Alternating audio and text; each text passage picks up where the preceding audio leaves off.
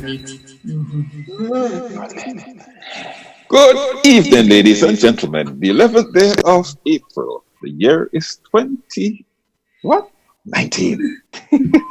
The day, Thursday. Which means at this hour, 8 o'clock, it's time for Mek We Chat, the usual suspects in the house.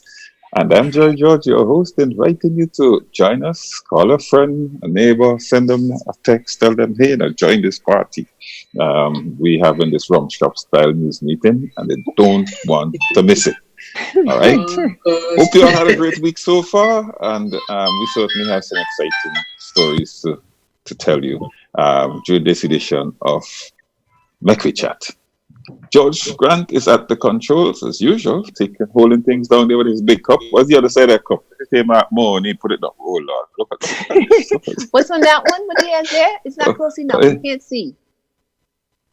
You can't see Uncle it. Sam. Who's that? Sam. Uncle Sam? Well, if it's Uncle Sam, it's money, and money they go together. Yeah. I mean, there's some kind of conspiracy there.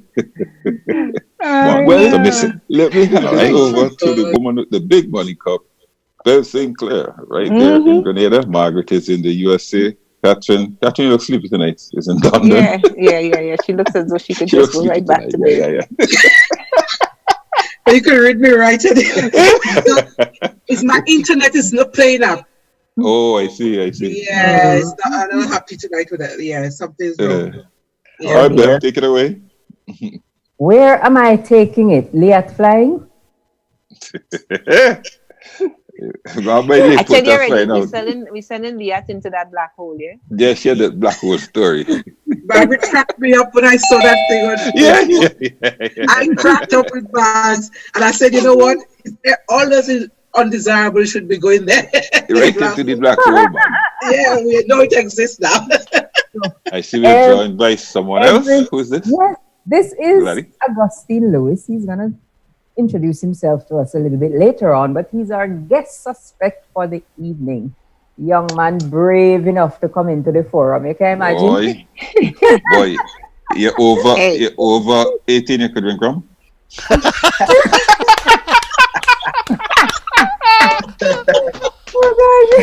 Hey, Jerry, it's so ironic you should ask that question because just a couple hours ago, he did a program here on Grenada Broadcast, and they were talking about the fact that these youngsters are drinking rum. A lot of kids drinking rum on the block. Boy, you found the right, you said we're right into this, the right password. Right, so he's our guest suspect. He's one of the young persons that George has been talking about over the past few weeks. He's very excited about hosting this program called Woke. That's a young people program where they express themselves and share their hopes and dreams and, what they'd like to see this country be. So we're very happy to have him with us. And Bev. Yes, George. These kids won't even let me get on camera, I have to sit they won't even let me get on camera. I have to sit in the background. Leave you out. We're not seeing you after we're seeing you. Tilt down. Probably just turn. He just signed in, but he's not there. Yeah. Whatever you're eating, we want to see it. So you're fast. Get out from under the table, Artie. We can't see you. No, I think he just signed in, but he's probably not there. Yeah. You see it. Probably seen at the top of the head. I saw the crown of his head. No. Mm-hmm. I hope that head is attached to something. Or else we're in trouble. Right. So, I have two main items on the menu this evening. We want to hear about the latest with LIAT, and we also want to look at SBAs. Do we have any teachers in the house? Not the teachers. The Ministry of Education may need some help to mark the SBA. So we're looking for volunteers. Welcome to the webinar. Connected as. So it's LIAT update. And also we're going to look at the SBAs. And of course, we have our guest suspect that we intend to chat with to find out what is on his mind tonight. But before we jump into conversation, can you please introduce yourself to this audience, Mr. Lewis? Just give us a little bit about who you are. Well, first and foremost, my name is Augustine Lewis, and I'm from a very small village in the north of the island, which is a historical parish, that is St. Patrick's. I'm from Chantanel, a village that is proud in terms of culture, in terms of arts. We have a famous mass that we play in Grenada called Shotney. Chantanel is the home of shot. That is where Shotney actually originated from. Plus, we have a historic, I would say, jab band. So culture is something that is very deep in terms of my roots. My dad, as well as my uncle, they were involved in Shotney. But how did I get to this point? And sometimes I say that it seems like a dream, because when I look at all indication, I should not even be here. But sometimes we're driven by forces that seems invisible, and we're thrust forward by a deeper calling on our lives. And I believe the mere fact that I'm here is divine. If it was on my own terms, I would not be here. I would not even be an advocate speaking for the people. But I believe that, the Almighty has deposited, that messenger as energy into me. And I'm just here to fight for, the voiceless, the people that society, I would say turn a blind eye to, and I'm grateful for the opportunity. I do want to thank George as well. George has been instrumental in my growth. The second radio program I have been on in my life, it was with George on Sunday with Mr. Andal. So right. George has his fingerprint, I would say, on my evolution, and I want to thank him as well. So what he's doing with the work program is wonderful, because in my country, in Grenada, it's quite rare for young people to get an opportunity to whereby someone would believe in them and give them that platform whereby they can express themselves. And George has openly done that for the work program. And work is not only about me, but there have been a lot of young people in the background: Cassandra, Mitchell, Renee. We have Joel, we have Belinda, we have Rick Elson. So there have been a lot of young people in the background, and I just want to thank them, for putting the energies for the overall awakening of the Grenadian people. And I hope that work and that wildfire would spread throughout the Caribbean as well, because young people is needed in terms of leadership, not only in Grenada, but throughout the Caribbean. Leadership. Something this young man didn't say, just in case you guys are wondering what woke is about. Woke is about giving our youth a voice. Okay? I was approached by a young lady named Renee Thomas, and she knew this group of young people and wanted to give them a voice. They needed to be heard. I was a little bit skeptical, but it was one of the best decisions I made, because if you sit and listen to what these kids have to say about the environment in which we live today, it gives you hope. It gives you hope that the young people are not just a bunch of airheads running around, They have ideas, and if we would only take the time to listen to these youngsters, we would be a better place for it, a better place. I see so many of them out there getting absolutely frustrated, and something he was talking about on the program this afternoon, the fact that these kids are so frustrated, a lot of them turn to weed and rum. He was telling us today that rum seems to be the drug of choice, and absolutely nothing is being done about it. This young man here, look at him. He was talking about the lyrics in calypsos today, or soca music in particular. The fact that so much of it is advocating the use of rum. rum. Anyhow, he's going to have a chance to vent a little later on, I'm sure. But Bev, before we turn it back to you, Laurie Bridgman is saying goodnight to you guys. So is Kipling, Fitzroy Adams, Grenada Sunshine is saying, hi, Marcel. By the way, his nickname is Marcel Dollar. You may have seen him on the internet. Okay.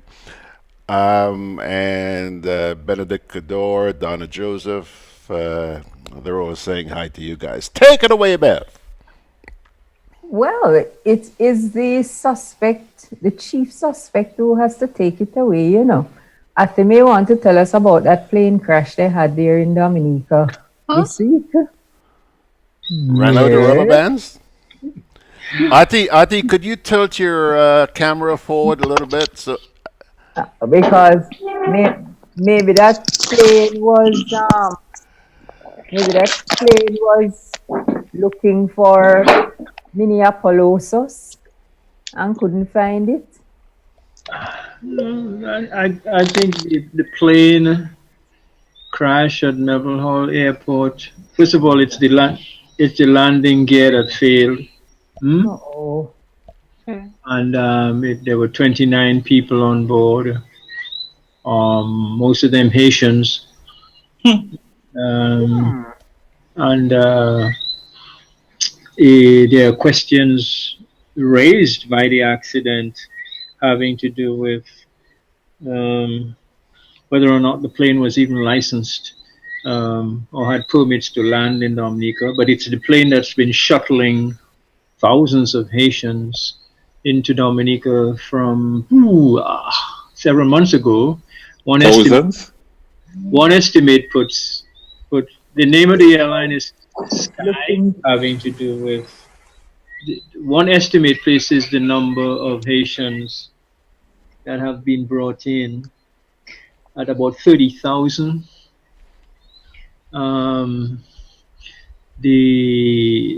You have to understand this flight sometimes comes in twice, sometimes 3 times a day, every day.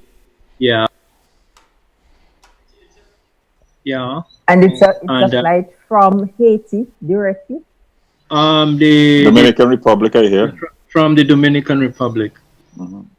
So it's a kind of a jet-looking kind of aircraft.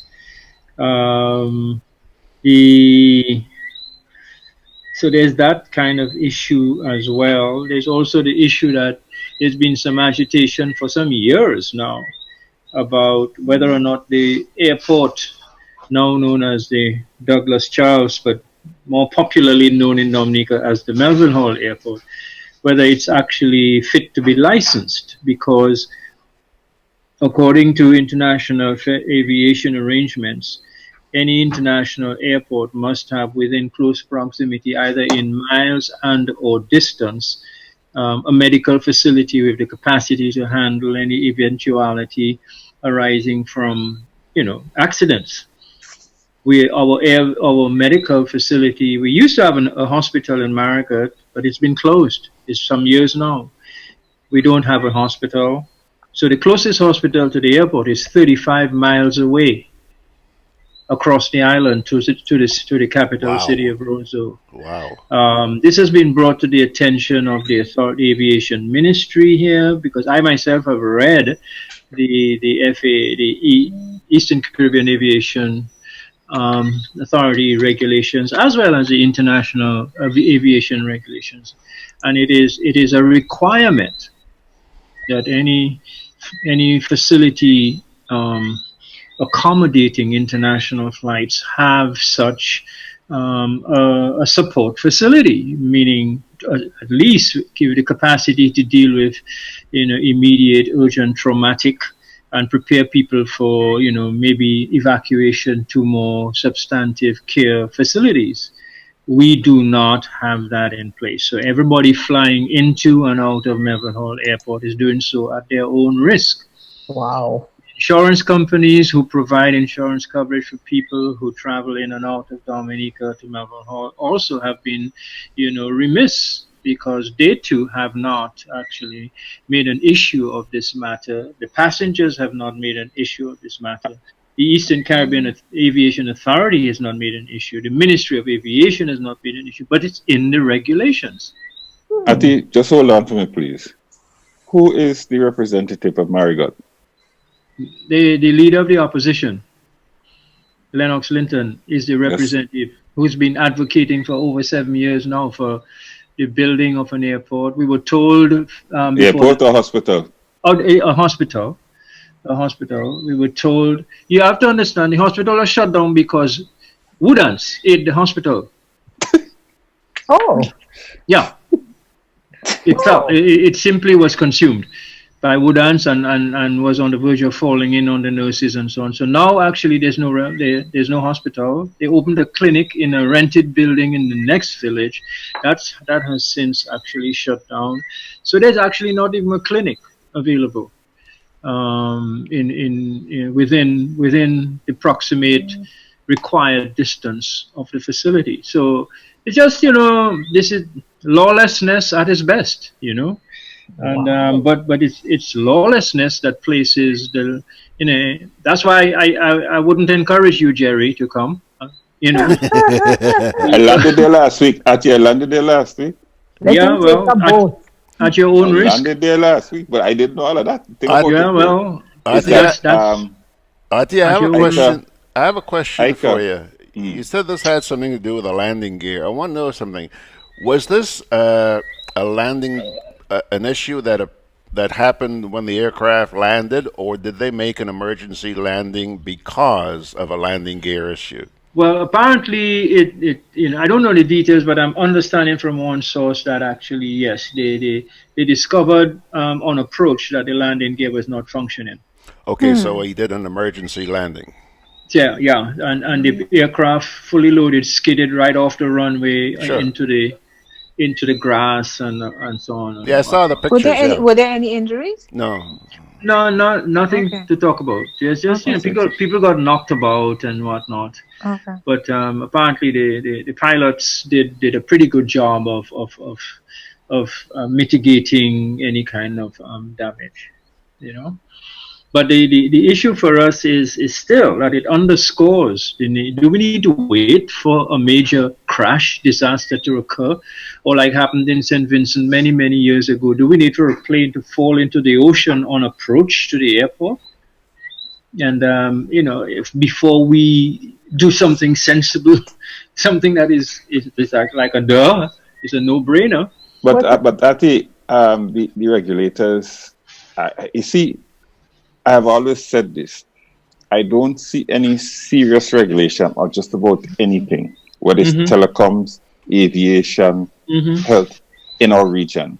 Because the people who are called regulators are too close to the politicians. True. And in some instances, they have to get direction from the politicians. That don't make sense to me. They are appointed by the politicians. Yeah, and not just that. They are actually directed by the politicians. And it should be the other way around, shouldn't it? Yeah, yes, that's precisely. These are the experts. Yeah, supposed to be giving guidance. Yeah. What happened in St. Vincent during the build out of the Argyle Airport, ICA gave permission for a flight to go into the airport that was unfinished, simply because it would have suited the political advancement. It was an election time. Yeah. And what they apparently did, they paid the insurance, we understand. But the point is, it should not happen. But it should not have happened. It should not happen. But, it is those kind of things that actually keep us flying the flag of backward and undeveloped and underdeveloped and, countries, because these are things that people in sensible communities and societies actually take for granted and demand.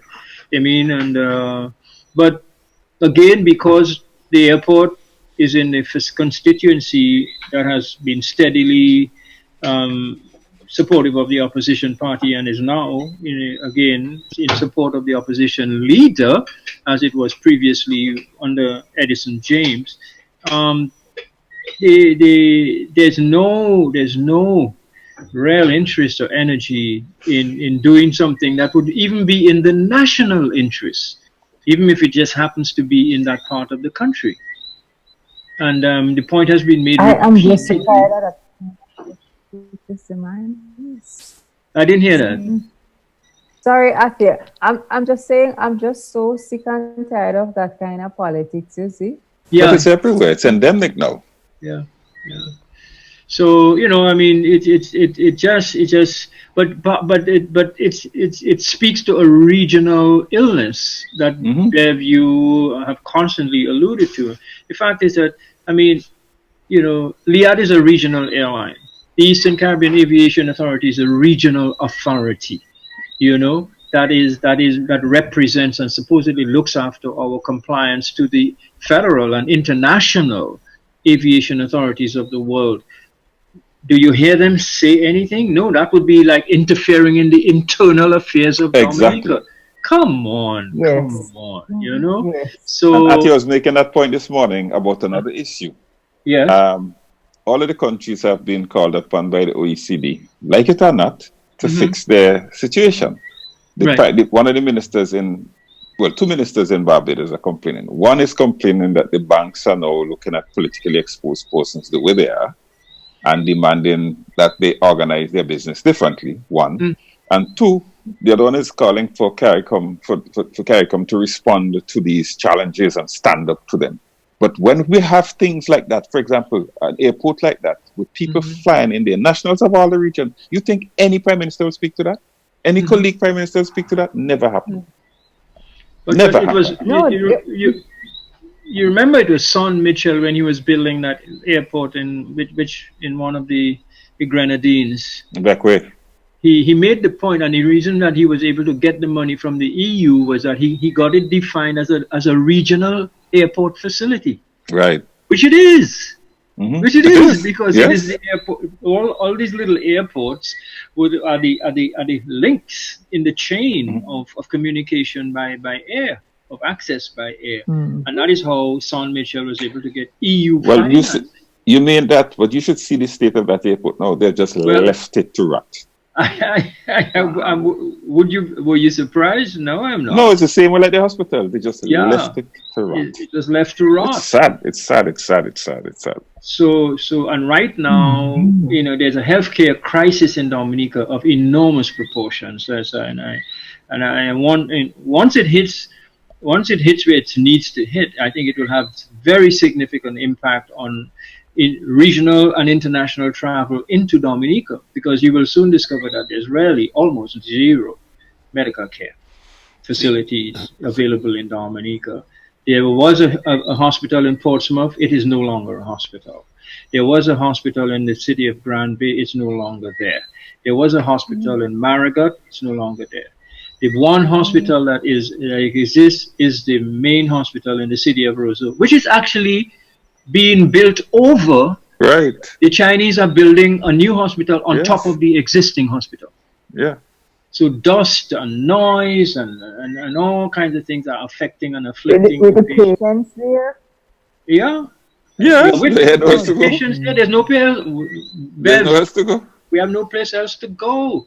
No place else to go. That is the only health facility into which you can be admitted for care.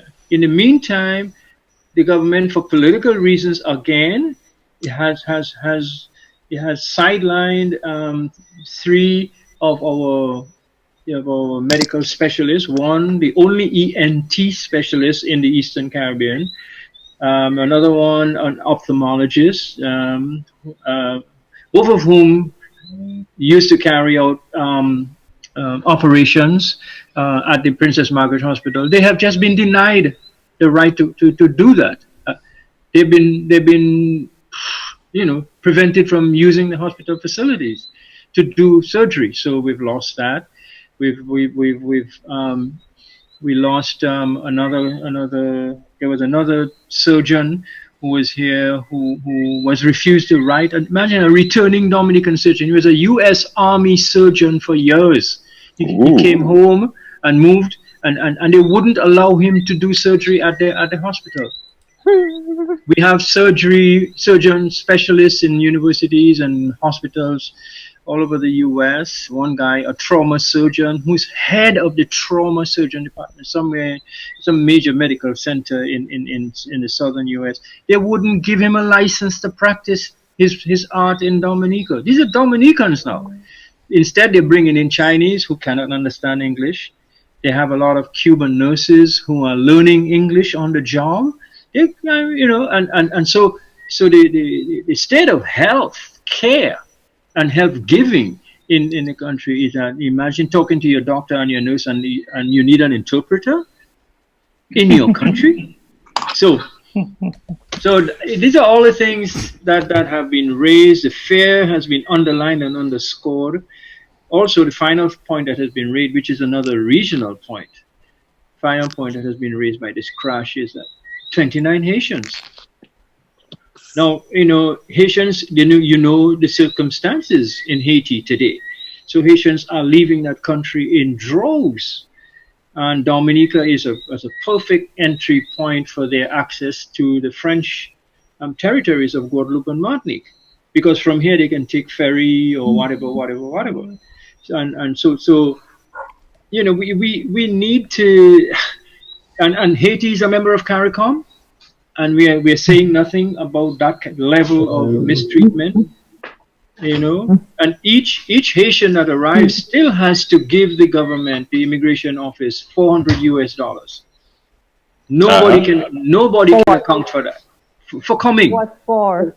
They say it's for possible repatriation, but these are CARICOM citizens. Yes, and do the math. 30,000 times 400 US. No account. Nobody can say where it is, what happened to the money, etc., etc. But does you raised Dominica? Hold on a second. RT, you raised a couple of points there about immigration and the state of healthcare. But I'll tell you the one that really jumped out at me, and it has to do with the Regional Aviation Authority. You are absolutely right when you say that the regulations are very stringent, especially in terms of having, a medical facility near to an airport. And it bothers me that the closest hospital, you said, was what, about 35 miles away? 35 miles cross country. And not just cross country, because Dominica cross country is not everybody cross country. Exactly. I'm talking about, trust me on that one. Exactly. If you travel 35 miles to get there, you're probably actually traveling 17 times you count all the go up and down. It's not a joke. And therefore, RT, this takes on a really regional perspective, because obviously the regulatory body is not doing what they should be doing. And if they're not doing it in Dominica, you can't help but ask how many other islands in which they're not doing it. You know?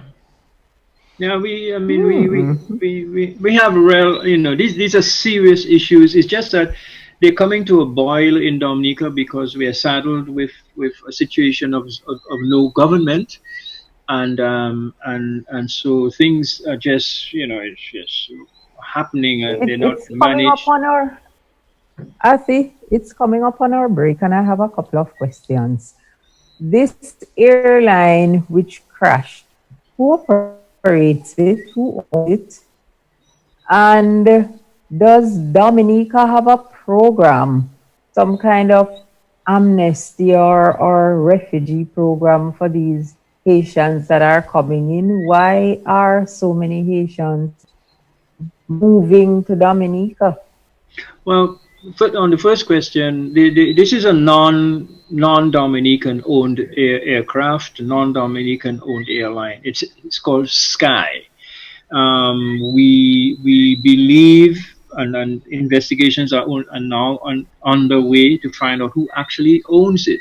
Is there any local interest in that airline, for example? And if so, who? Because it links to the answer to your first question is really we don't know yet who owns it. We know it's been the airline that's been most visible carrying the Haitians in, although LIAT contributes to that as well. LIAT carries in Haitians into Dominica on a regular basis.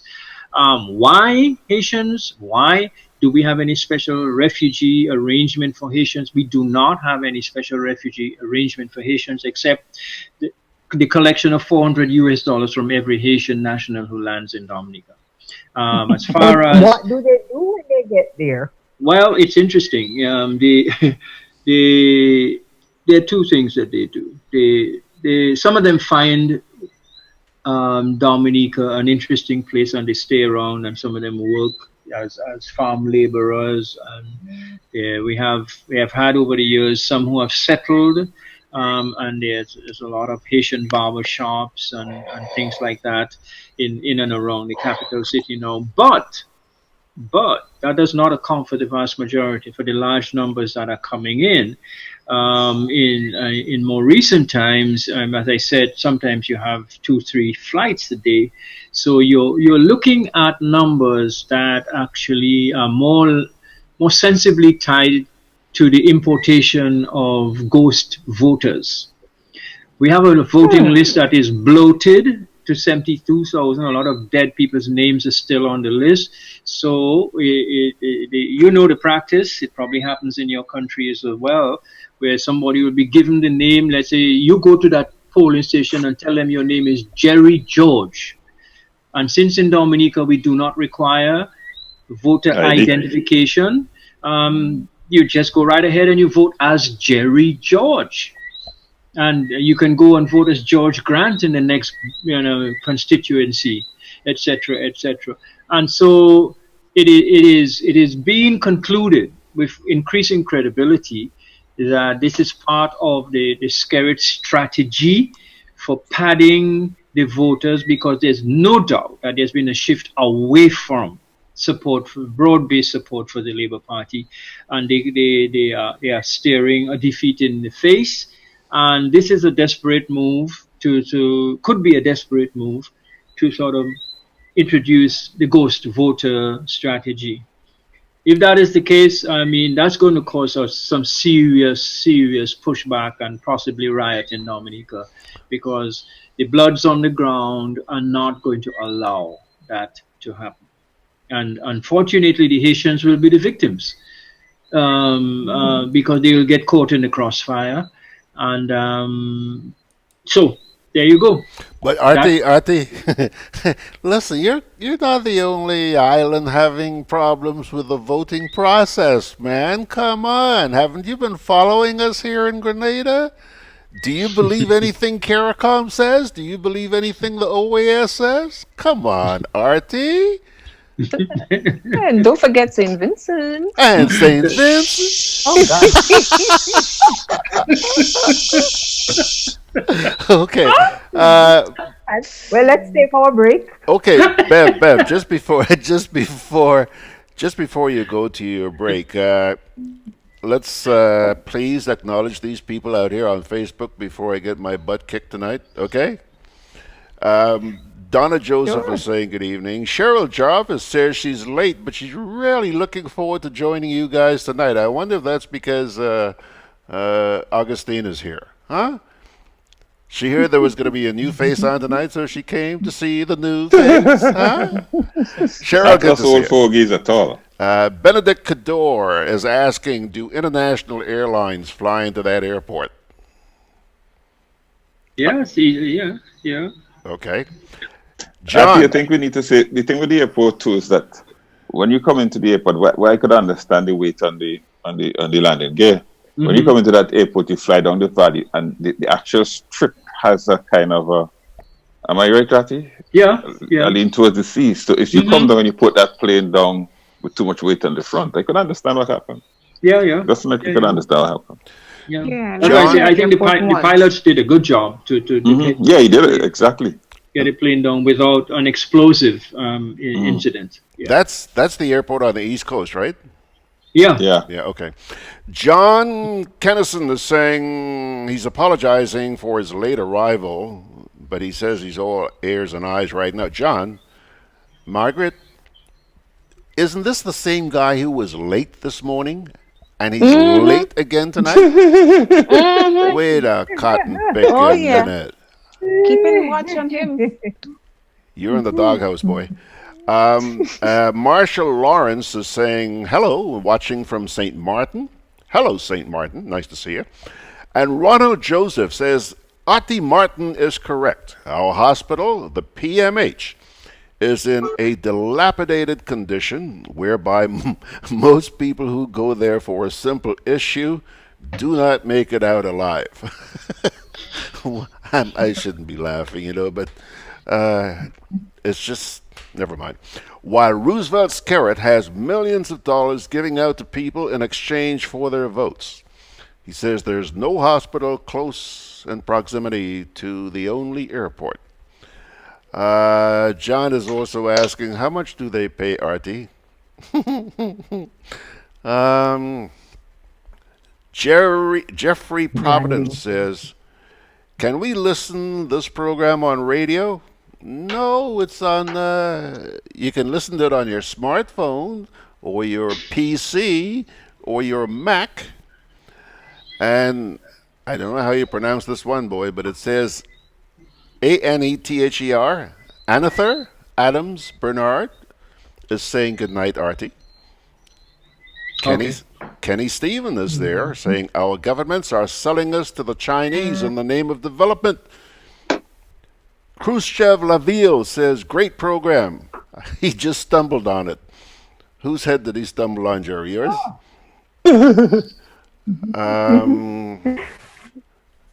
Okay, I think that's it for the time being. So, yeah, let's go ahead and take our little break, and we'll come on back with you guys. Boy, they gonna fly with kite now. The wind picking up. I'm coming. Karim, what you doing? Fly my kite. Yeah, but not here. You can't fly kite near power lines, boy. Why not? The wind good. Because mommy say, kite threads conduct electricity. Yeah, kite. He's right. If your kite gets stuck in power lines, it can cause power outages, or even worse, it can get shocked. Come, let's go and fly them in the pasture. Yeah, that makes sense.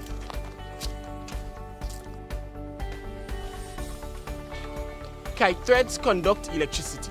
Do not fly kites near overhead power lines. This can lead to electric shocks and power outages. If your kite gets stuck in power lines, do not try to retrieve it. Release it and call GRENADAB. Always fly kites in open areas. Keep your kites far away from roads. And remember, always clean up after yourself. GRENADAB, energizing our Grenada. Juve chocolates, cocoa nibs, and cocoa balls from Diamond Estate Grenada are now available at Amazon.com, Amazon.ca, Amazon.co.uk, and GrenadaMarket.com. Try the sensational touch of nutmeg and a touch of ginger chocolates, 75% dark and rich, 100% pure cocoa, and their 60% dark and sweet chocolate bars today. Amazon Prime members enjoy free shipping on these orders in the USA, Canada, and Europe. GrenadaMarket.com. When you can't come to the island, the products of the island will come to you.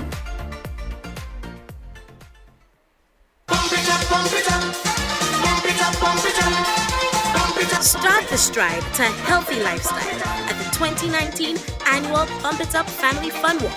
There'll be more fun, more smiles, and more prizes for families and friends.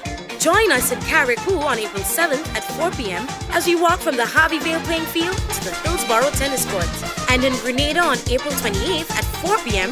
from the Montrouge playing field to the National Cricket Stadium. Packages cost $20 per person for up to 2 individuals and $15 per person for groups of 3 or more. Come out in your numbers to help us raise funds towards re-establishing the Carlton Home.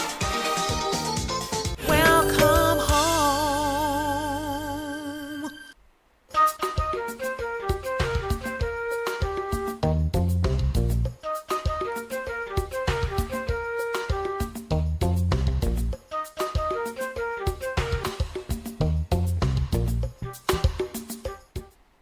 That is not all right, folks. We are back, and I don't know what it is, man, but I'm seeing a lot of strange names here tonight.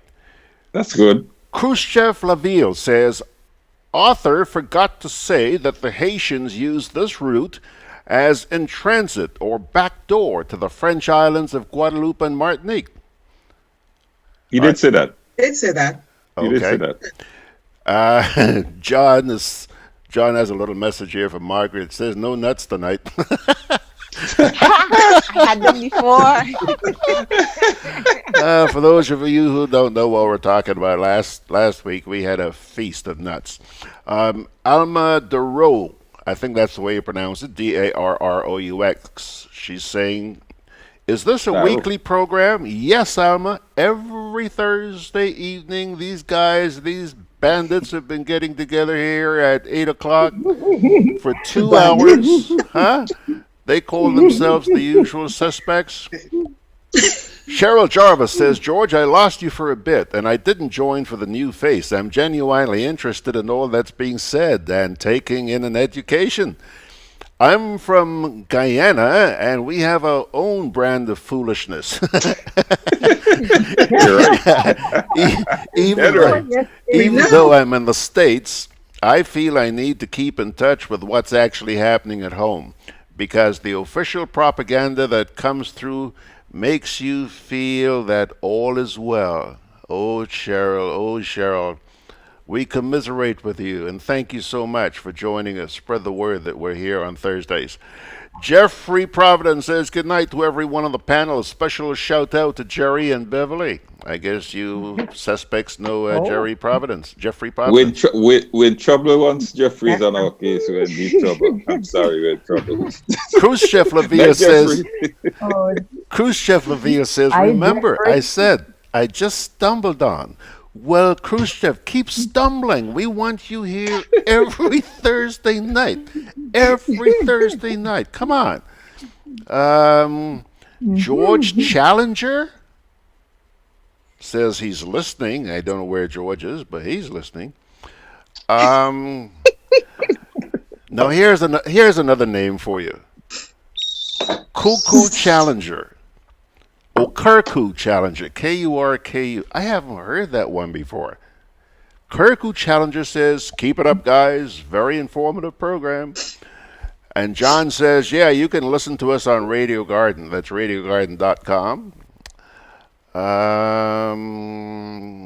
Yeah. Okay. Take it away, Beverly. It's all yours. Oh, yes. It's coming on to the end of the school year. And one of the things that happen at the end of the school year, we all know, is all types of exams. Students, teachers, parents, and everybody in close proximity get caught up in exams at that time. If you're not doing the exams, you're marking them, or you're helping some tired child who just want to go to sleep to complete something. Now, the teachers are usually the ones responsible for coordinating all of this work.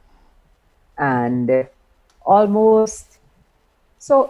very frequently, there are changes in the types of exams and what has to be done at the end of the school year according to the CXC or whoever is in control of the exams at the time. And this year, we know the swirling controversy is around the school-based assessment. The school-based assessment is an exam that students do at the end of the year, which forms part of their, I don't even know what the exam is now, CXC, CAPES, CPEA. Whatever the name. Right, that's at the primary level. The Caribbean Primary Exit Assessment. Right, you got it. I don't know what kind of assessment. Yeah. So these little 11, 12-year-old students have to do these subjects, SBAs, as part of their assessment, and it's a lot of work. Over the years, teachers have marked and uploaded the scores to CXC because the exam is a CXC exam.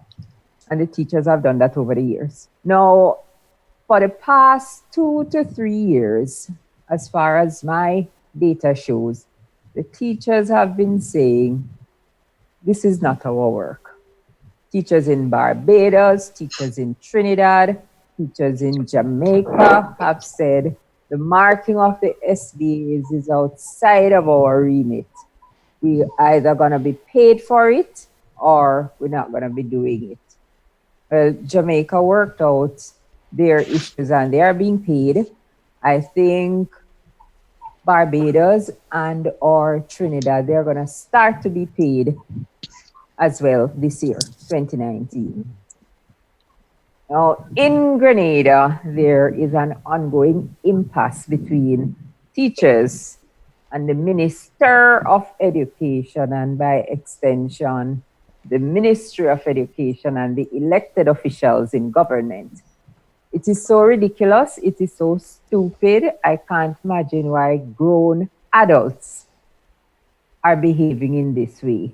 What kind of examples are we setting for the children? But that's another story. The children that we like to talk about so much as doing everything in their best interest. Now, Grenada's Minister of Education seems not to understand or to have been poorly advised about the SBAs because she thinks that the SBAs are school-based, maybe because it says school-based assessment. She thinks it's school-based, and you know, according to what's in the Education Act, the teachers are supposed to mark them. And she went on the air and made such statements.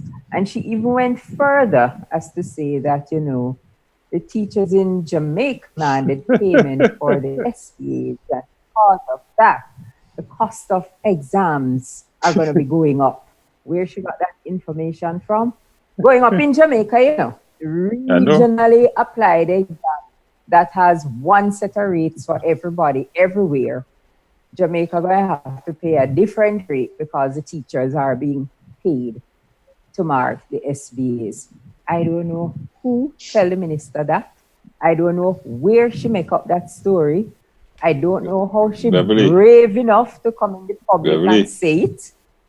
Beverley, yes. They forget there's something called social media. In the past, they'd have done that. How you don't know the answer to that? You'd find out the answer to that 2 weeks from now.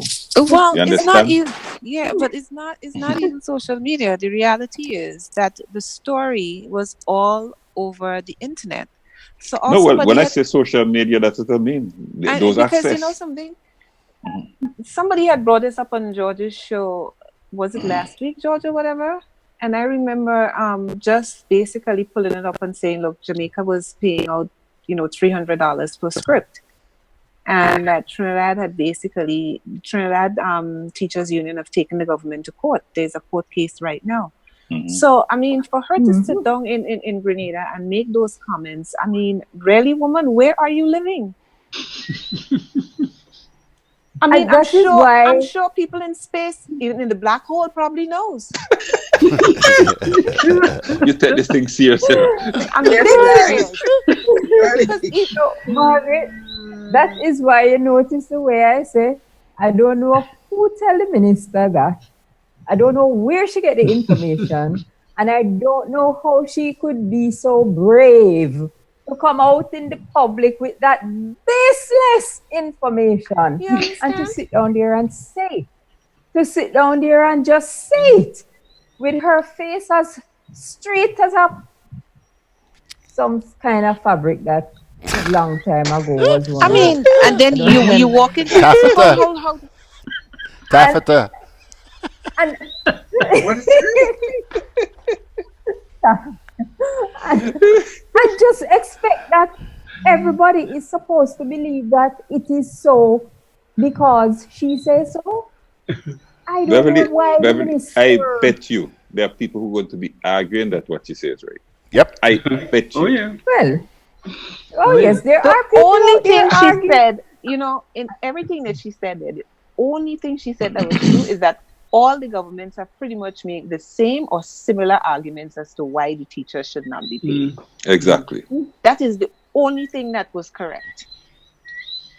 And you know what's going on in Grenada? It's the impasse between the teachers and the minister, which the minister has sought to exacerbate at every turn. Mm-hmm. I don't know what's the matter with her, you know. I mean, At every turn, she does something or says something to try to make the teachers look bad, to undermine what the teachers are doing, to create some kind of antagonistic atmosphere with the teachers. Suppose those And then, are you in know, instructions. and she keeps ending up with such a bad case of foot and mouth disease. I mean, why? yes, Maybe those are her instructions, folks. yes, you Don't know, laugh. you see, I don't know what is happening behind the scenes, but she's coming out looking very foolish. Yes. Yes. Really is. Because nothing And she has said makes yes, sense. it doesn't make any sense. I must add, it's to me it's a bit sad. I would say that the Minister of Education was someone I used to look up to. And we will ask the question, why is this intelligent woman making such foolish statements? You heard what I just asked? And the Probably question, those are instructions.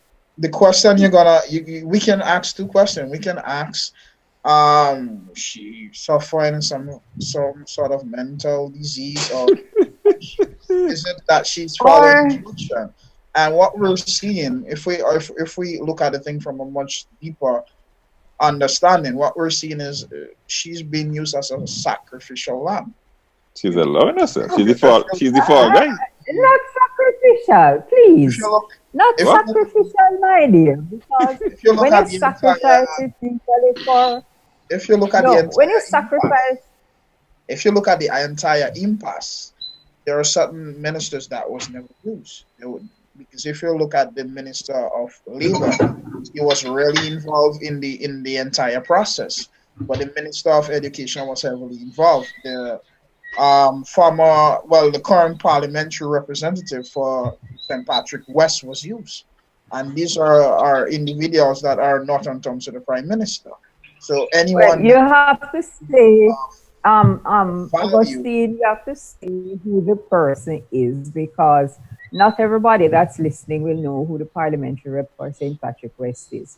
People don't even know St. Patrick West as a constituency. I mean, and the other thing the other thing is that Didacus Jules, who headed up CXC at one point, himself admitted that issue of payment is not something that's new. It's a long-standing issue. So even at CXC, they know it's an issue. But why, Margaret? Because when they have the regular exams to mark, people are selected and taken to mark the exams and paid. Mm-hmm. So the teachers who don't do that are saying, hey, this is part of the exams. Exactly. And therefore, if they're taken, because they're usually taken to whichever country, put up and paid and whatever, and they're saying SBA is part of the same exams that they're getting paid for, so they want to be paid. You can't back to the people. Of course. And they should be paid. They absolutely should be That's paid. extracurricular for sure. CXC has slowly but surely taken over the entire education system at the primary and the secondary level. And they have instituted so many changes have been made within the education system that a lot of us who don't have children in school at this time, not even aware of some of these changes that CXC has made to the curriculum, to the exam system, to the marking system, to, this whole thing about universal education. This was not something decided by any one government in any one country. Universal Declaration is something piloted and championed and implemented by CXC. So now you have students being forced, as far as I'm concerned, to attend secondary school to pursue some kind of academic training that they have no interest in, or that some of them do not have the ability for. But it's universal education, so they have to go. Somebody thinks that was a great model, and here it is. So when the teachers within the system start to push back against certain things, people like the minister and those who are administrators, they need to sit down and listen. Mm-hmm. That's what they need to do. And really and truly, they need to get them. Yeah, Did Bev, someone call my name? Yeah, go ahead and finish up because I was just going to mention I wanted to say some stuff here about social media. Right. And in addition to that, our taxpayers' money need to be paying people, advisors or consultants or whoever they are. They need to be paying these people to properly advise the minister on issues and take the politics out of these things. Because her response was just a political response. It had no basis, it had no substance. Strictly political. But I see something else I notice is that there seems to be a distinct effort to strike bust on this whole issue between the government and the teachers. The sports is another attempt at busting this strike. And that is not going to help anything. It's not going to help anything. But that's basically what they have set out to do. Mm-hmm. They have set out to do is to destroy all institutions and anything, just as a means of gaining control and doing whatever they want to do so that they can put in whatever they want to do. Well, that's a very heavy statement you made there, Margaret. Very, very heavy statement, because I don't know if it was on this program. I mentioned it last week or whenever. That somebody was sitting in that chair behind me here within the last couple of weeks and was talking about the fact that our court system is in the shambles. Mm-hmm. And this person was trying to make the point to me, which made my blood run cold. The person was saying to me that this thing about the court system not being repaired post haste is all part of the implementation of a one-party state. The person was pointing out that when you take away the people's right to justice, what have they got left? Nada. Yeah. But hold on. Before you guys roll, I really don't want to get too far behind. Cheryl Jarvis says, do the people elect those who represent the country at CARICOM? And do they have the authority to represent the country's challenges? I'm just asking because I don't quite understand the role of CARICOM. Initially, I thought I did. But based on all these problems with the territories, what is the role of CARICOM supposed to be? So, Cheryl, roll on. Can anybody answer her? Cheryl, I don't know. Okay. Mega Man Alexander says his sister just got home from dealing with CEPA. Now, this one has me a little bit puzzled. Somebody named Sherry George says, what a shame. They're laughing at our minister, Miss Pierre. Come on. Okay? Then lower that. Hold on. A little bit down the road, she comes back and says, they should fire her. First, there's a trap. That's what there's a trap. Okay, now, yeah. Fitzroy Adams says she, and he's referring to the minister, got that in a dream while she was sleeping. Kipling says, Beverly, please don't blame the minister. She listens, but she does not hear. You guys are on a roll this evening. John says, when a minister says, quote, as a matter of fact, unquote, watch out. Yeah. Yvonne Joseph says, as a past teacher in Grenada, I feel bad for the present education minister. Cheryl Jarvis says, it doesn't affect her paycheck. That's the bottom line.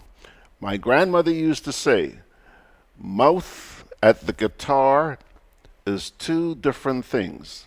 Mouth at the guitar is two different things. Mouth? Catherine, you know that one? No. I'm trying to figure out what it is the men bother know. Kenny Stevens says that is the nature of learn helpless persons to elected office. Now, I'm not even going to touch that because I haven't read it first. Folks, when you're typing, please take your time. Take your time, okay? Dennis Clark says the problem in Grenada is we have a minister who thinks she knows and doesn't know that she doesn't know anything about education. Poor thing. Poor thing, says Catherine. Sad is ready it is. Benedict Cador says KM is modeling his U.S. counterpart. DT. Who's DT? Who do you think? Delma? The orange turd in the White House. Oh,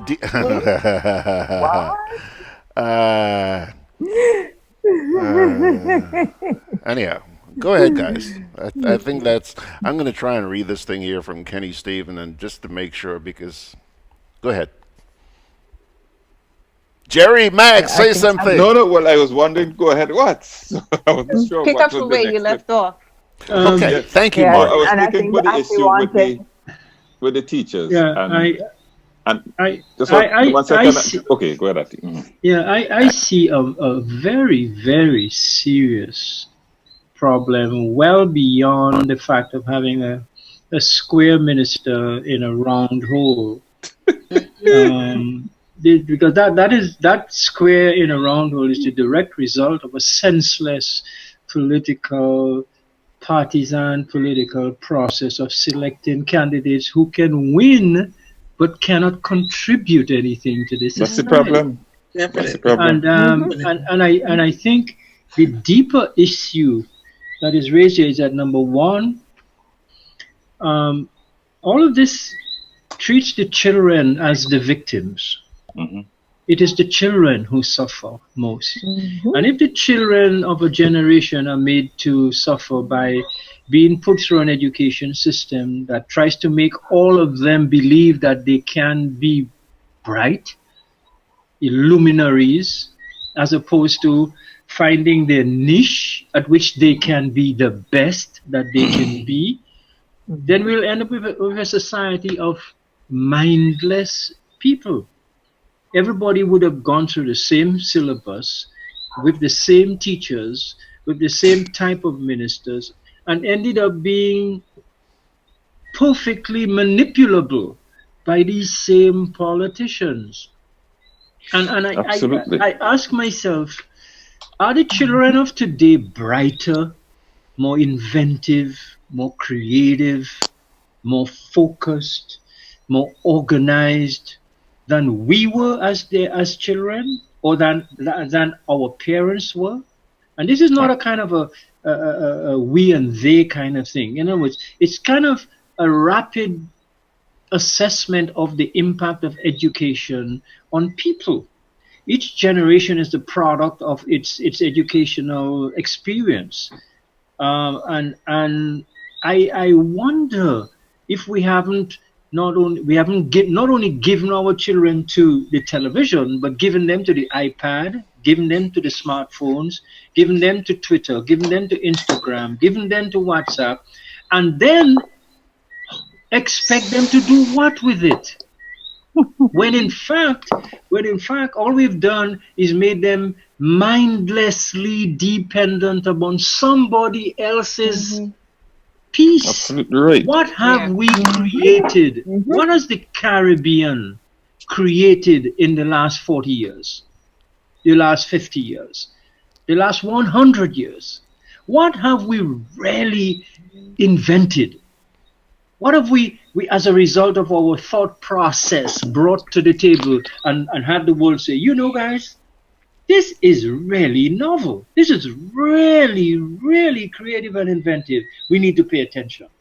It seems to me the last time we got that kind of reaction from the world community was when we invented steel band and when we played cricket. Absolutely right. I can't think of any other thing that we did as a society We've always had luminaries, the Arthur Lewises, and so on and so forth. We've always had those. But as a society, collectively, jointly, what are we saying to the rest of the world? I think my thing is we're dumb or that we're really bright. I don't know. I don't think that I think listen to me. Let us look at this thing very narrowly. Which leader in the Caribbean today that you know of who has clearly given and so on and so forth? We've always had those. For but the as nation, a society, one, and two for the region. Which one? Collectively. You have to go back to Eric Williams and these guys. Yeah. Right? Today's the leadership seems to be about what people can get out of it. There is no. Listen, this thing is serious because when I look, for example, at what happened, and this might not be a good example, but you remember the other day when China was changing its president, what they talked about, the plans for the next, I think it was 180 years or some craziness like that. Yeah, so that is how China plans. No, that's China what I'm saying. It might be a century. bad. It might be a bad example, but we have to learn. These all practically all of this region. I cannot tell you of a nation in this region. I can tell you where the prime minister, the leader, let's just put the leadership has made a stated, dedicated direction in which the nation through. Not one, and that is sad. And they don't care about that. All they care about is winning the next election. That's right. And the next election is always in their focus. Yeah. Because of that, the elected officials are always in campaign mode, always. So governing the country becomes actions of recruiting voters. So everything is done to recruit voters. And that is how our countries are run. I think talk about it with the hate coming in, and it's all about just getting votes because that is what matters at the end of the day. And it doesn't matter Priority number how one. they get the votes. Yeah, it doesn't matter how much the country is destroyed. It doesn't matter how much if they don't think about the future, so they don't even recognize that they are destroying the future of the country because it's all about getting votes. That's but the Dominica Prime Minister let the penny drop the other day when he compared what the church was doing to what the political party is doing. He said the church is trying to get membership, and what do you think I am trying to do? Yeah, trying to get votes. Yeah, and that's it. Votes. That's it. Nothing goes beyond that. But if every we go action back, is taken that way. Yeah, if we the go back a church little has its bit, disciples. So somebody was asking about CARICOM. CARICOM is supposed to represent the coming together at the policy making level of a region that has been building itself into a coordinated, integrated group. This is a region that actually had a Caribbean food and nutrition plan. This is a region that actually had a WISCO, a Windward Island Shipping Company, to transport goods between the islands. This is a region that had a university of the West Indies, and so on and so. So in other words, the luminaries, going back to the day when people had a vision that they brought to the leadership responsibilities, was that if we are going to build a nation out of this Caribbean, we have to start from the ground up. Food, transportation, education, and so on and so on. But these institutions have one thing in common with each other. They were all dismantled by the subsequent leadership. But you only have to look at what is happening with the civil service, because they have now gotten to the civil service, and the same systematic dismantling of the civil service is taking place at the end of the day.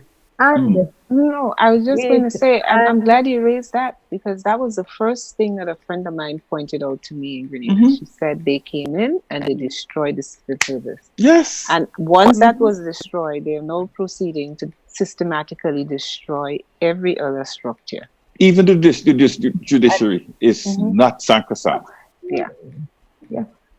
And as you mentioned, building from the ground up. You know, someone said it recently, and it's stuck in my head, that we now have economies that are built from the top down, and nothing trickles down to the bottom. So the growth in the economy, when you hear about all of these percentages growth, it's measured from the top. There is no economy at the bottom. Nothing. But if you remember, a fish rots from the head down. Can you think of anything that grows from the top down? Agree. A what? Agree. Okay. But What is the truth? If you're building a house, do you start by building the roof? Exactly. Or do you start by digging and getting a strong foundation? These are basic fundamental truths of any society that has survived time. But we have abandoned that. We have abandoned those truths, and we are passing on falsehoods to the children in the schools and in the universities. Imagine people of 30 and 40 years old going to university in the Caribbean don't know who Willie Dimas is. but guys, in our region, they don't know. I want to interrupt idea. us a little. I want to interrupt us a little because we have a young suspect here in our midst, a young guest suspect. And I'd really like to hear from him. He mentioned leadership earlier in the program, and we know that leadership is lacking at every level, not just the political level. Because even during the SDA impasse, I saw a statement come out of the Conference of Churches in Grenada. I wondered, they must have had some rum to drink before they put out that statement. And I really would like to hear the 1960s. Really would like to hear from Augustine. You know, he joined us tonight, and I know he has things on his mind. And we are quickly going to run out of time. The only thing that's left on our agenda is LIAT. So I think we need to take this time. Let's hear from him. Once again, Augustine, the floor is yours. Once again, I wanna, thank you for giving me the opportunity to share. I made a point earlier on in terms of leadership in the Caribbean, and there is a leadership crisis, and you stated not only politically but at all levels. All levels. We have become, I would say, very individualistic. It's all about personal gains, and we have forgotten communities, and we have lost that human element. And the aspiration of leaders is not to, I would say, improve an organization or to improve a community or to improve a country, but to enjoy I would say, is a rock star style living, and it's world boss on the backs of the people. And to see how politics has destroyed a number of countries and communities, it is quite sad. You would see village groups that was infiltrated, I would say, by political operatives who have nothing to add to the table, but they're in that specific group for politics. And it's not only a Grenadian problem, but that is throughout the entire Caribbean. If we were to go to Africa as well, Africa is experiencing the same problem. So is there something in our DNA that you have to look at the thing from a deep level as that? Is there something that in our genes whereby leadership is lacking? Because the same problem that we face in the Caribbean is the same problem that the African countries are facing as well. That before these individuals are elected, you can say that they are the champions of the people. And once elected, they quickly forget the people that elected them. And I don't know if I should use the term, they believe that they have arrived. And I challenge, the young people of the Caribbean, to aspire to, I would say, a higher ideal. Because at the end of the day, it's not enough to I would say, to be a critique of those governments, but can we be the change? Can we fill that gap? Can we fill that void that we see? You have no choice but to try, Augustine. The rest of us here kind of going off the stage. So it's like you. And I know, but you not speak for yourself. Thank you, Margaret. Well, what is this here? Disclaimers. Sorry. Listen to all of these disclaimers. This is the only young man tonight I had to ask if he was legally, if he could drink. This is your young man. You were saying you didn't hear, so all qualified otherwise. You see, just to piggyback on Margaret, in the words of Patrice Roberts, if I should quote Patrice Roberts, still I all angry.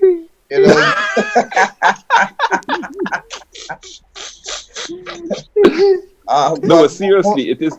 I feel that the confidence, and tell me if I'm wrong, Augustine, but I feel the fact that our young people today are way more collaborative, and don't blame what happened to us, because our parents wanted us to always become first in the class. They always wanted to make sure that don't share, don't tell nobody, stuff like that. Today's young people are more collaborative.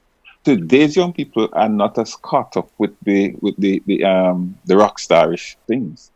They're not. That is why countries are struggling to find this concept of national hero, because young people don't care. They're not biting that. You understand? But in a former generation, becoming the national hero was the thing. So I feel the answer lies with the young people, and the young people's natural approach, aided by the way technology has been teaching them to interact, is probably the place we have to go. Well, at the end of the day, there is a void, and someone has to fill the void. And let it be someone, I would say, who is morally grounded, someone who is honest, someone who cares about their community, who cares about their country. And it is not enough to critique the government. That is not enough. We have to provide the solutions, because at the end of the day, probably in the next 40 to 50 years, most of the politicians who are currently in power would not be alive. And we are the ones that will have to correct or would have to live with most of the mistakes that they are currently making. So we don't have a choice but to come forward and to provide ourselves for leadership. Absolutely. I would say, Augustine, you'll have the young persons have to come forward now. No, can't wait. Yeah. No, don't wait. And where you find people in our generation, well, my generation, not the young people like Margaret and those people, stuff rightly like Margaret. Where you find people of my generation who are still interested in and willing to work with and to share the mistakes we made and the successes that we had, so that you don't make the same mistakes we made. Make sure that you have that intergenerational kind of collaboration. Don't put us aside because you think, quote unquote, we over the hill. Yes, we over the hill. I don't believe that. But it means but it means we're seeing what you are going to discover. So if you want a heads up on what's over the hill, talk with us. You see, because we have this sharp separation of generations that never works. Never works. Ancient civilizations didn't operate that way. The Chinese don't operate that way. You always see the elders and young people together. Definitely. So where did we get There this from? has to be Because a this is handing something, over. yeah, this is something that we have done. And look at the very structure of the civil service. And when people retire, you chuck people out at 55. Why? To make room for young people. So people who have stuff within them are told, listen, just get out the way.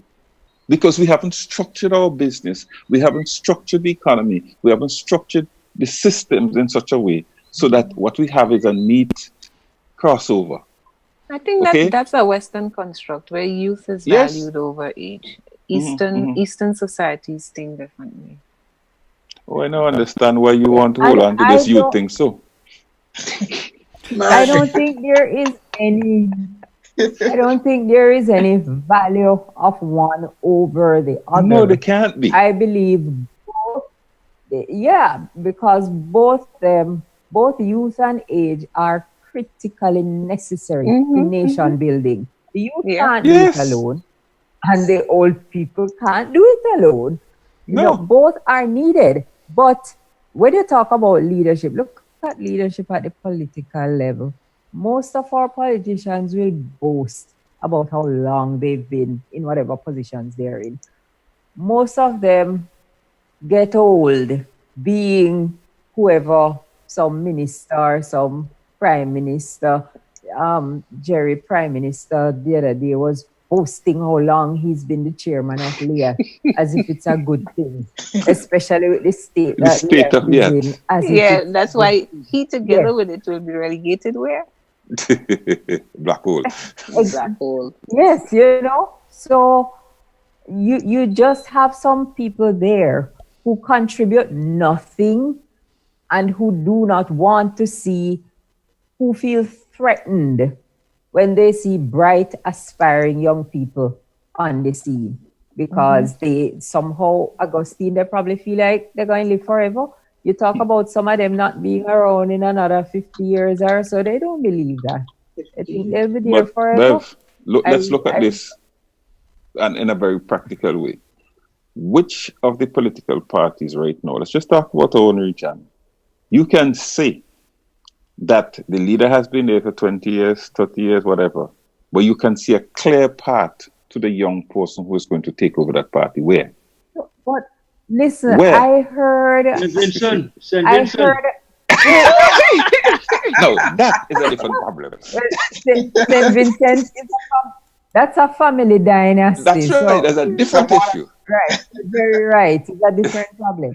But I heard a Political clip parties right now. Let's just talk about of our an own region. interview with Dr. You can Mitchell, say Grenada's prime minister, who's that in his the leader 70s. has I been think there he's for about 20 years, 72 30 now. years, whatever. And in an But you can interview, see a I clear heard. path to the young person who is He's going to take 21. over that party. Where? What? 21? In an Where? interview, listen, guys, we're running out of time.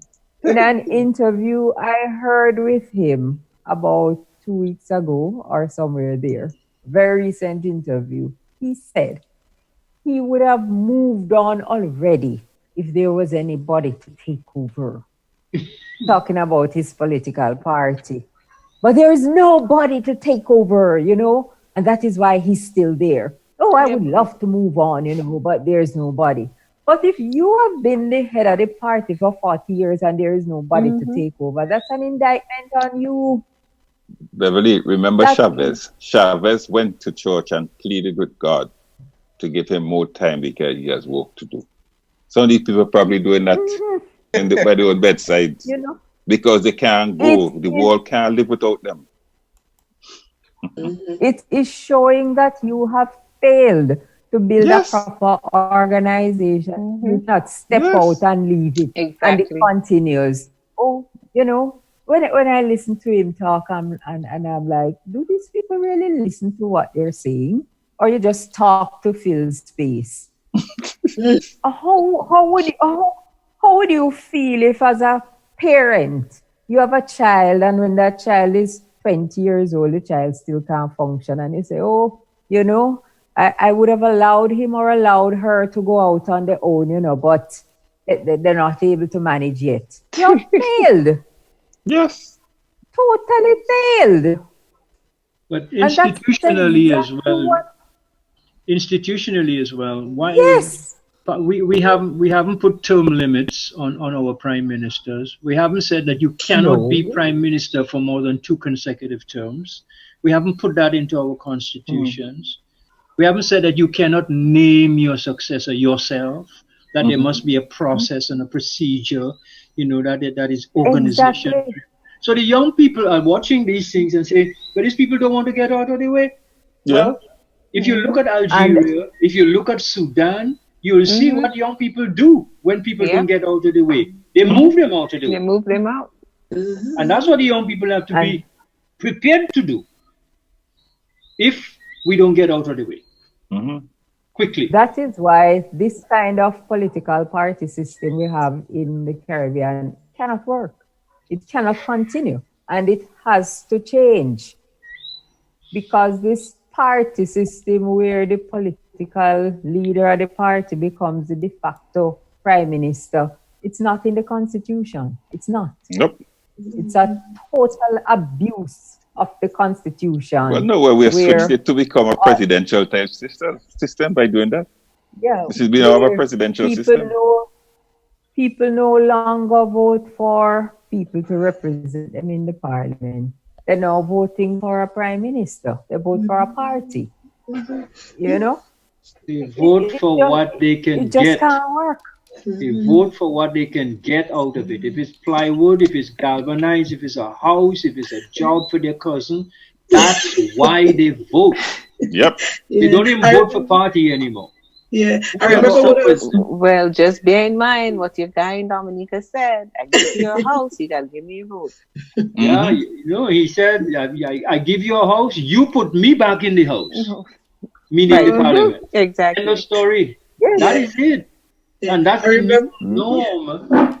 Now, how does Augustine's generation deal with that? When a man comes to you as a political leader, as a prime minister of a country, and say, I will give you what you want. You want guitar?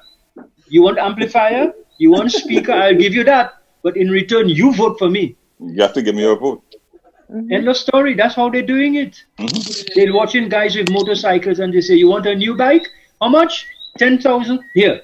You vote for me. End of story. Yep. That is the new reality.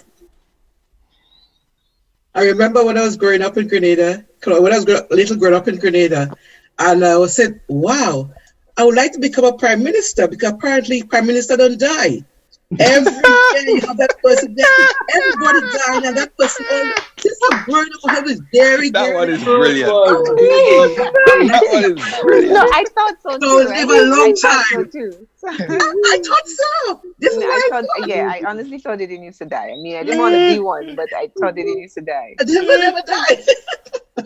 I always remember that growing up. You see, we've saddled our young people with a really terrible task. You know, a terrible task where we've dismantled things, we've mashed up things, and we've left a bunch of greedy people in charge of our societies. And that's who the next generation, the current youthful generation, has to deal with. We left them that as a legacy. Our generation, who went to university and did all those kinds of nice things. Exactly. And then and then we left them garbage. Yeah. We left them garbage. So I would recommend waste disposal, you know, being a major plank of the next generation.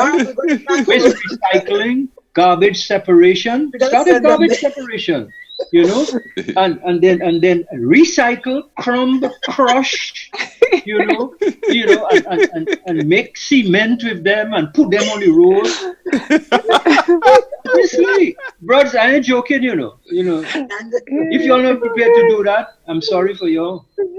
We'll support you. Actually, we are there. Now we know the black hole exists, so we can do something. Yeah, man. Waste disposal time. And it's just so wicked.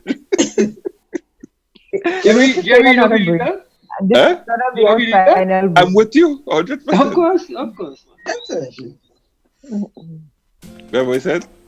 Juve chocolates, cocoa nibs, and cocoa balls from Diamond Estate Grenada are now available at Amazon.com, Amazon.ca, Amazon.co.uk, and GrenadaMarket.com. Try the sensational touch of nutmeg and a touch of ginger chocolates, 75% dark and rich, 100% pure cocoa, and their 60% dark and sweet chocolate bars today. Amazon Prime members enjoy free shipping on these orders in the USA, Canada, and Europe. GrenadaMarket.com. When you can't come to the island, the products of the island will come to you.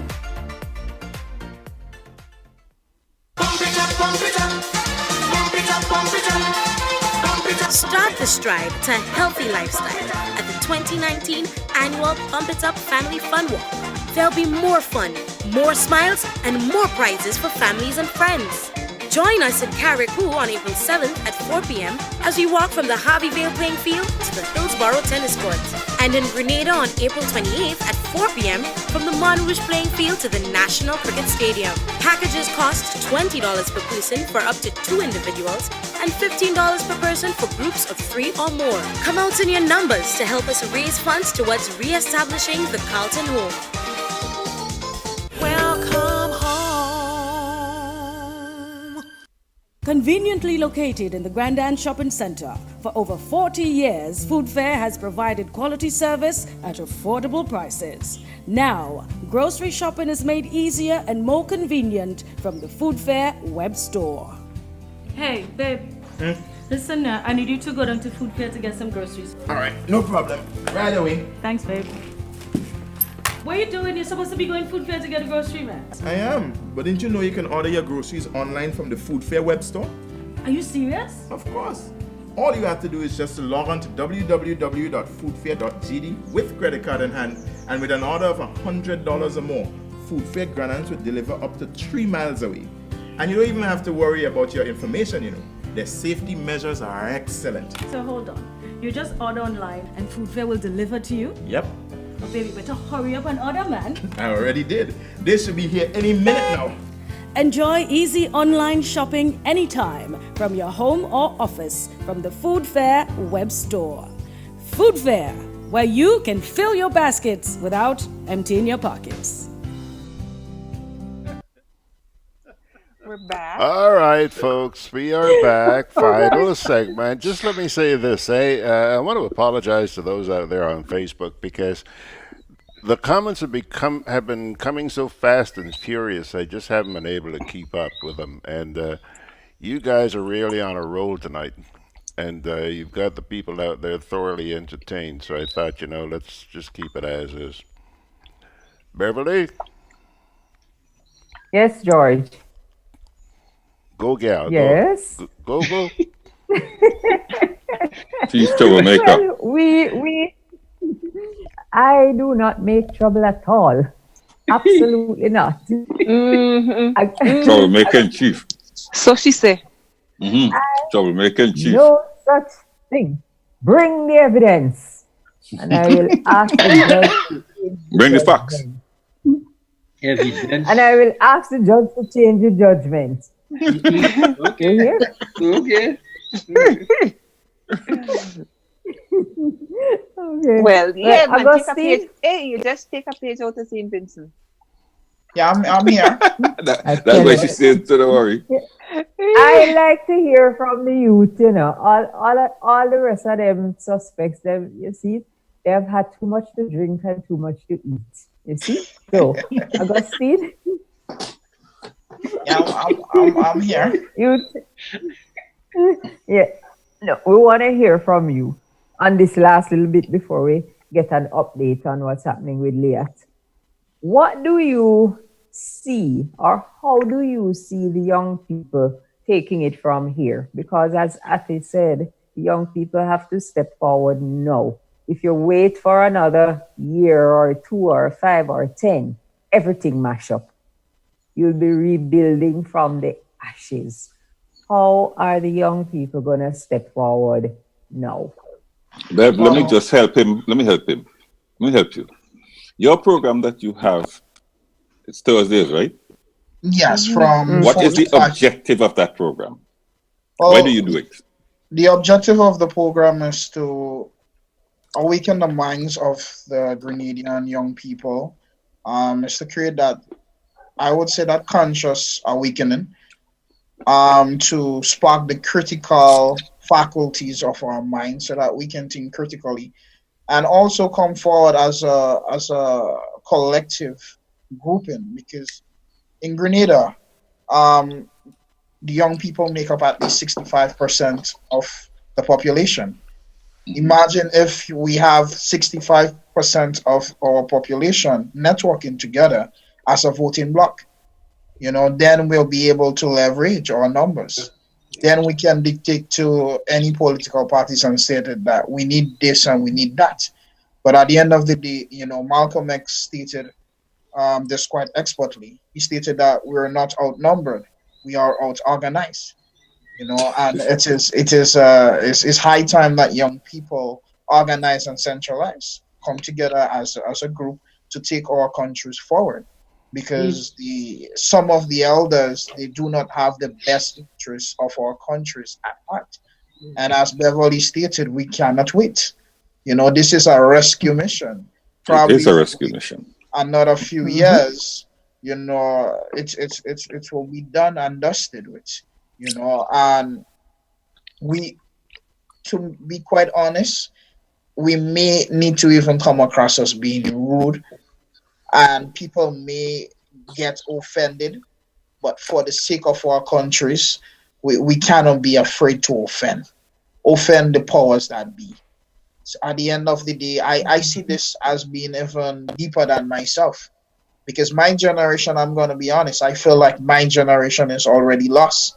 So I'm looking at generations to come. I'm looking at great grandkids, people that I would never meet in my lifetime, because this is who this fight is for. This is not even for me, because most of my generation is currently lost. We were in the wrong. Why would you say that? Why would you say that? Why do you say that the present generation is lost? Well, when I take a look throughout my entire country, and I look at most young people my age, quite a large number of them, they're unemployed, they're frustrated. These are the people that you would see in the rum shop. These are the young people you would see. I have no problem with marijuana, but these are the young people you would see on the block smoking weed, aimless, without a purpose. So many broken dreams, and they're frustrated, and they're fed up. They're fed up with the current political construct. And even if you try to have a conversation with them, they will tell you, I'm tired of politics. All politicians are the same. And it's quite hard to even get them to be interested in that process. And that's where woke come in. Woke is that jump start, to get them to awaken those people in them to come forward and to see themselves as being solutions rather than problems. How do you offer them hope? How do you offer such people hope? As a young person and the network, what are you using to offer them hope? Hope, regardless of what it is that we're going through, we should never because hope is that lifeline. No, these people have lost hope. How do you bring them back to regaining some sense of hope? That's the key. Yeah. Not you. It's not you. You still have some hope that you could make a difference. We're talking about the same young people you say are lost. How do you bring them? What do you offer to them? What is the carrot on the stick that you could present to them and say, hey, it's not all lost. We can do this? Well, at the end of the day, I would say by networking, by coming together, we can provide a solution to most of our problems. And work is about a lot. It's about empowerment, and it's about information. And it's important because at the end of the day, the young people have two options. You can continue on the path that you continue, or you can come together for your country, for your future. And the coming together, I would say it is beautiful. And I said this in one of my speeches, and I stated that it is the best time to be alive as a young person, because the future of our countries is basically in our hands. you know. Jerry? And what do we do it? Jerry? You know, do we let it go to those politicians? Or do we take it and, in the words of Mr. Killer, do we run with it? And it is high time that we run with it. I'm not speaking, rum. Not but the rum, I'm speaking in terms of nation building, It's high time, and empowerment is important, motivation, and we have to be able to create, because this political construct, has taught the people of the Caribbean to be rather, I would say, dependent on them. We have to become dependent minded, to be able to create outside of this political space. And that is what work is about. There are a lot of positive young people, who are behind this movement. I have a dynamo in that of Cassandra Mitchell. There is Joel Grenade. There is Renee Thomas. There's a number of young people, like-minded young people, who are part of that movement. And, the response have been wonderful. A lot of people around the country have become very excited with hope, and it is a light. It's a light in the darkness, and can it spread as a dry season, those wildfire in the dry season that rages on. I believe it definitely can spread as that, and it's a spark. And not only in Grenada, I would like to see that awakening in St. Vincent as well, in Dominica and the rest of the other Caribbean islands. I hope that we can network with them as well. Jerry, absolutely. Jerry, you asked him a question there, which I thought he answered very well during his program this afternoon. These guys weren't just talking about fixing healthcare and fixing agriculture and stuff like that.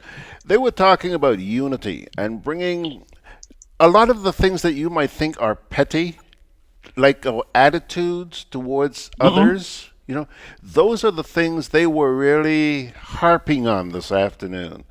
And I thought the program was so interesting that I've already decided that I'm going to run it again on Sunday when we do this weekend's edition of Sundays with George Grant, because petty stuff, that's what they were talking about. And I think that answers your question, Jerry. You wanted to find out what are these folks willing to say to the young people to make a difference, a positive difference. But George, let me just what I translate you to mean, because I like the fact that it seems to be the soft stuff, because in many instances our region, we don't get it. But the soft stuff speaks for our mindset.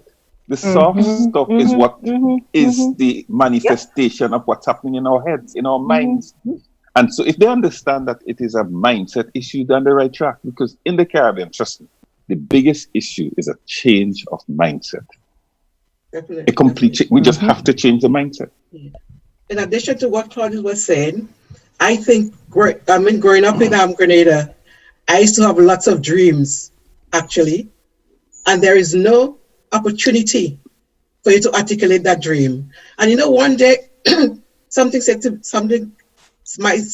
me, Catherine, you are the one see the problem.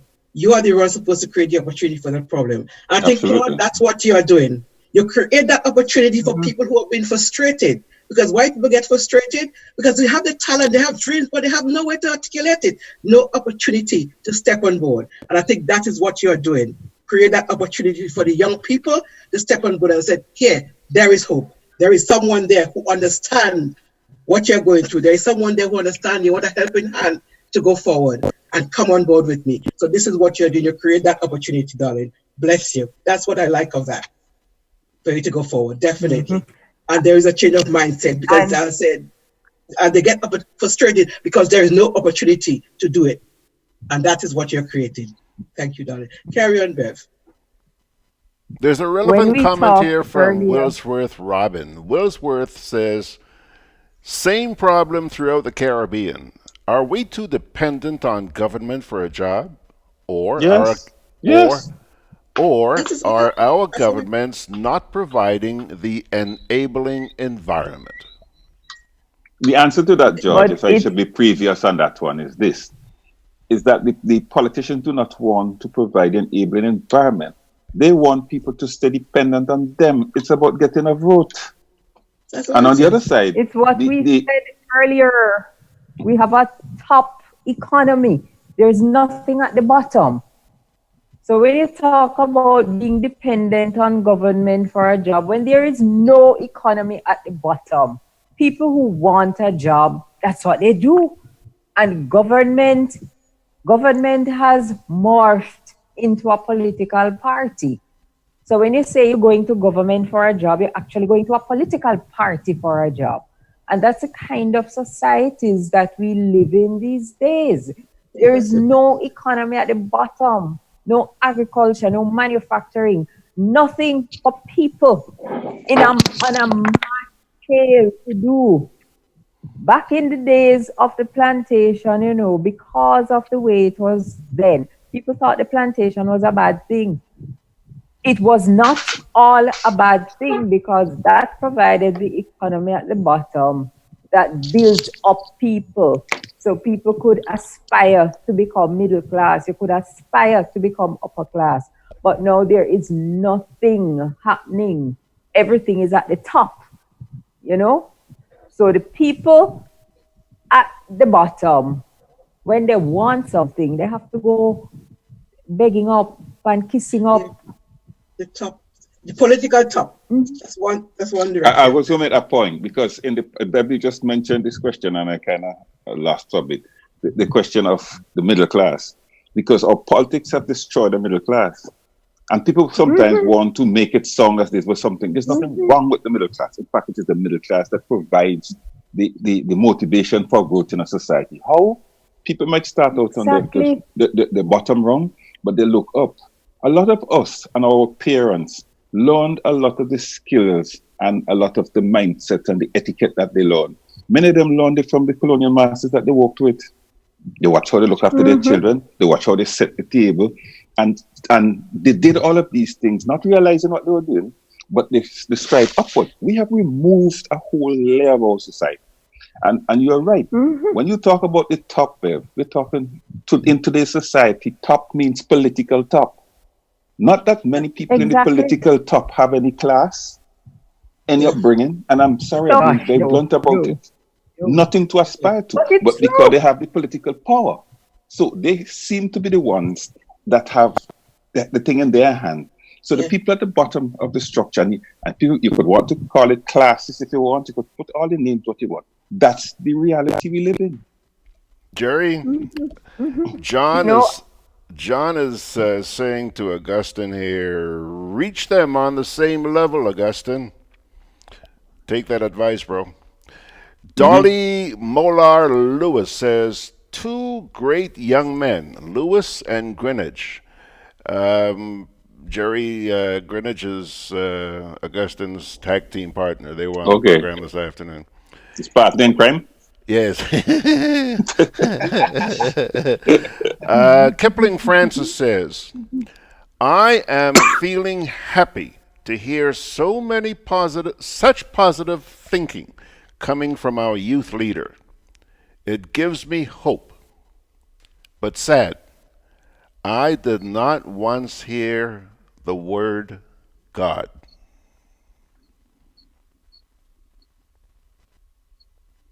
Wow. Kipling, what did the person? Okay, hold on. Could we ask the person to explain to us what they expected to hear? All right. In that way. Sherry George says, oh, by the way, Kipling, you heard the question from Jerry. Sherry George is saying, there is hope for Grenada with that mindset of Mr. Lewis and others. Okay. Good. And Sharon says, Bev, I agree with you. Why else would they have the Imani program? The Imani program in Grenada is a program where thousands of young people are just literally brought into the public sector, and it's like another public sector within the public sector, and you hear all these fancy stories about how they are supposed to be trainees and they're to be placed within businesses for training. That's not happening. And the stories you hear about this Imani program, it's just sad what is happening with these and Beverly, it's exactly what is happening here. And guided. We have one called the Yes The program. It young is people, exactly the same thing. yeah, the young people are being misled and misguided, you know, and you are destroying their future. Teenagers, young people in the early 20s, you're absolutely destroying their future because you're not giving them a chance to aspire and to become what they can be. You stuck them in a program where they're in there. It is supposed to be a training program. And I heard a government minister boasting again at one time how nobody has graduated from the Imani program. You know, we're not sending anybody home. So everyone who has come into the program, which is supposed to be a 2-year training program, it's going on how many years and nobody has graduated. They're still there. They're stuck. John is Now, what it is? John is responding here to Kipling, so this might be your answer, Jerry. John says, sadly, Kipling, the young ones are being put off by the church as well as politics. That is true. That's a whole new discussion, but he's right. He's absolutely right. Well, But I also want to yeah. caution against confusing the church with God. Okay? There's a big, big difference. The church is the place a lot of people go on a Sunday morning, dress up, right? And then you come out and all No. hell breaks loose. No. That's not the church. But That's that's for a George's different Christians. story. That is Yeah. absolutely not the church. But that's for a different discussion. That's religion. Bev, like you, I'm entitled to my opinion. I think the last time I checked. Okay. But I hear where you're coming from. But there is a difference. There is a difference. We could agree there's a difference. So that's because from the time you mentioned that, I say that's a whole new discussion. And why I asked for clarification is because I didn't just want it said that God said it just a pejorative manner, just for the sake of saying it. You understand? Right. But what he said about the church also failing the young people is true. Whether we like it or not, it's true. It's true. 8 minutes, We guys. have what, 8 more minutes to go. But let me No come back. time for LIAT. Of course, we could. No. Come on, Leave let's Island come on. anytime. You can sneakily add in. Do you want me to do that now? Yeah. Okay. Quick. I'll be very quick about it. The thing with LIAT is the fact that if you've noticed in recent times, there have been very little said about LIAT, except for the fact that Prime Minister Gonsalves appeared on a GBN program beyond the headlines on Wednesday night. I heard Monday that. night. Which night it was? Monday night. Tuesday night. Monday or Tuesday, okay. Right. Monday night. Yeah. And as usual, in his expansive way, he goes about speaking to the issue of LIAT. First by saying, I first must put on record that I got this job when I got into office and I've been at it for 17 consecutive years. I would not have wanted to say that if I was at his vote, period. Anyway, what he did say, that the CDB report gave 3 options. Option number 1, to shut it down. Option number 2, to privatize it.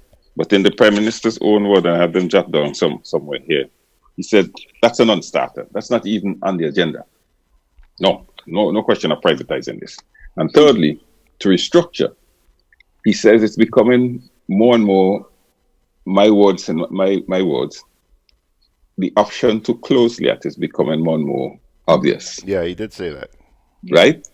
Now, close could be taken from listening to the Prime Minister, and I suspect I have a better sense of understanding his nuances than you guys do. When he said close, he was given 2 impressions. One was close as you and I would understand close to be. But he dropped the penny a little bit later when he said close could mean that we restart the airlines as LIAT 2019. Right? Where, go listen back to the interview. I help you understand it. As LIAT 2019 Limited.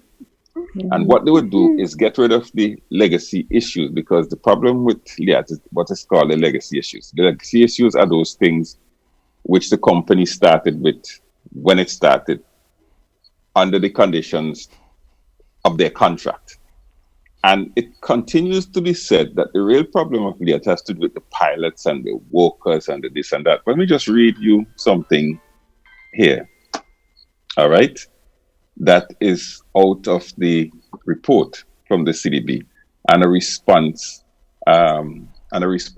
by the pilot, the Alpha. The report makes it clear that the shareholder governments have not identified a clear mission statement for the airline, set out definitive service level requirements or performance metrics. Worse yet, they have appointed a board deemed as absentee by this very same report, who also failed over the years in their oversight and guidance role. This is just one paragraph coming out of the reaction to the CDB report. So when we are being told that the real problem of LIAT is that governments are not putting money into LIAT, right? And if governments would just simply step forward and hand over the money, LIAT will be fine. A deep dig says, no, that's not the problem. That the workers in LIAT have without clear strategic direction from the board via management, it is arguably unreasonable for employees to have any sense of how their actions would impact the direction of the overall operation. With 12 business plans in 40 years, how is the individual employee, if not adequately informed, to know where they fit into the system? Well, there's one, hold on, just give me a second here, because there's one that gives some numbers here. Oh yeah, here's this one, right? The report goes on to claim, CDB report, right, that most LIAT employees do not see their interests aligned with their employers, and they don't see how their decisions and work performance, good or bad, can affect the airline's future. The Atherton Martin report makes the point that most LIAT employees are not engaged. Quote out of the report, of LIAT's 670 employees, 30 are overworked. Listen to the figures, right? Of LIAT's 630 employees, 30 are overworked, 200 are hardly working, 210 are pointing fingers, and 230 are not engaged at all. This is serious business, you know. This is serious business here, right? No, but if you look at it, LIAT has 10 aircraft. They have 670 workers. Do the math. Divide that by there. You get 67 workers for each aircraft. Actually, more people than could hold in any of the aircraft. Today I was lying down and this one hit me. I said, no, wait, hold on. If you do this simple little math, this is crazy. Right? What's it time? I want a copy of that report, please. You got a minute, Jerry. Huh? You got a minute. We have 1 minute. Let me just wrap it by saying, and this is just from the management section of the report. There's some further damning stuff in there, which I shall deal with at some point. But there are further damning stuff in this report that shows you the gross mismanagement that LIAT has been under for all of these years. But every time there's a problem, they make it out, or they want to make LIAT, what do you call it again? An essential service, so that the workers can't strike because the problem is with the workers, right? The problem is the other shareholder governments who not given the money. I learned from let me put this carefully so I don't trace backward, from an excellent source, that even when those governments ask for information from LIAT, inclusive of things like their financials, they're not given it. So when a prime minister, I'm telling you, when a prime minister of a country who might say, I want to help LIAT, show me your financials, they don't get it. So this is some secret little club that has this thing running all to themselves. George, I'm done. Tabled until next time. Yes, the rest is tabled. All right, Well, folks. folks, thank you very much for joining this edition of Mek We Chat. Again, tell your friends and family, tell them to join up with us next Thursday night at 8 o'clock. We'll be right here, God willing, for another edition of Mek We Chat. On behalf of all the suspects, I'm Jerry George saying so long. Bev? Special thank you to Augustine for joining us, and we invite you back. Yes, absolutely. Well, no, he did feel like he feel like he belong. He feel like I belong now. Thank you all. And by the way, those of you who have not yet seen the comments, I really suggest that you guys go to Facebook after the program and have a feast. See you guys. Thank you. Take Cheers. care.